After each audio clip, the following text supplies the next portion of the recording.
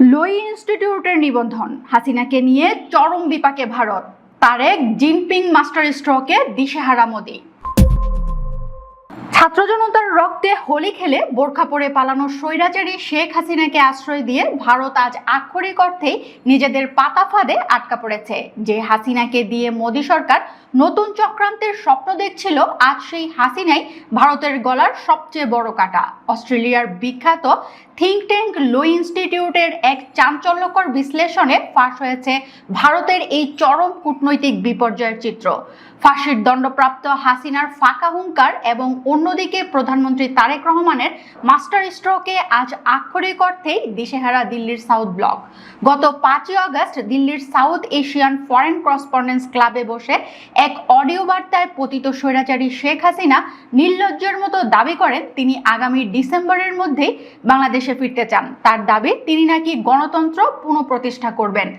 অথচ বিশ্ববাসী জানে 2024 সালের জুলাই আগস্টে অন্তত 1400 নিরীহ ছাত্র জনতাকে হত্যার দায়ে 2025 সালে আন্তর্জাতিক অপরাধ ট্রাইব্যুনাল এই স্বৈরাচারের অনুপস্থিতিতে মৃত্যুদণ্ড বা ফাঁসির আদেশ দিয়েছে।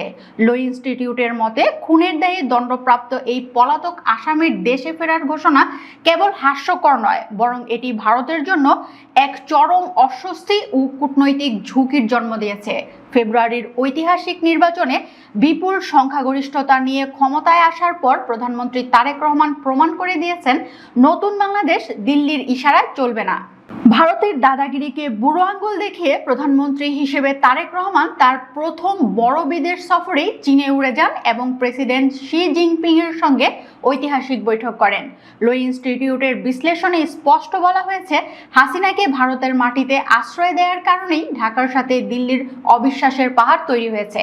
আর এই সুযোগে বেইজিং এর সাথে ঢাকার সম্পর্ক অভাবনীয় উচ্চতায় পৌঁছেছে। ভারতের চোখের সামনে দিয়ে চীন আজ বাংলাদেশের সবচেয়ে বড় অর্থনৈতিক ও কৌশলগত অংশীদার হয়ে উঠেছে। নতুন সরকারের সাথে সম্পর্ক জোড়া লাগাতে মোদি সরকার এখন মরিয়া।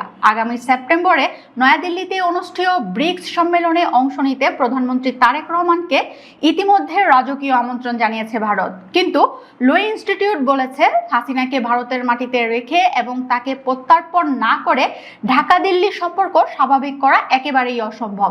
হাসিনার উপস্থিতির কারণেই তারেক রহমানের ব্রিক্স সম্মেলনে অংশগ্রহণ এখন চরম অনিশ্চয়তার মুখে ঝুলছে।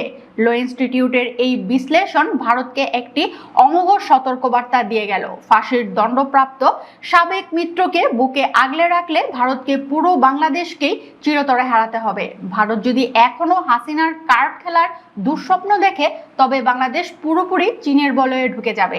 আজ বিশ্ববাসী পরিষ্কার দেখছে, দিল্লির দাদাগিরি চূর্ণ করে প্রধানমন্ত্রী তারেক রহমান কিভাবে বিশ্বমঞ্চে বাংলাদেশের মাথা উঁচু করেছেন।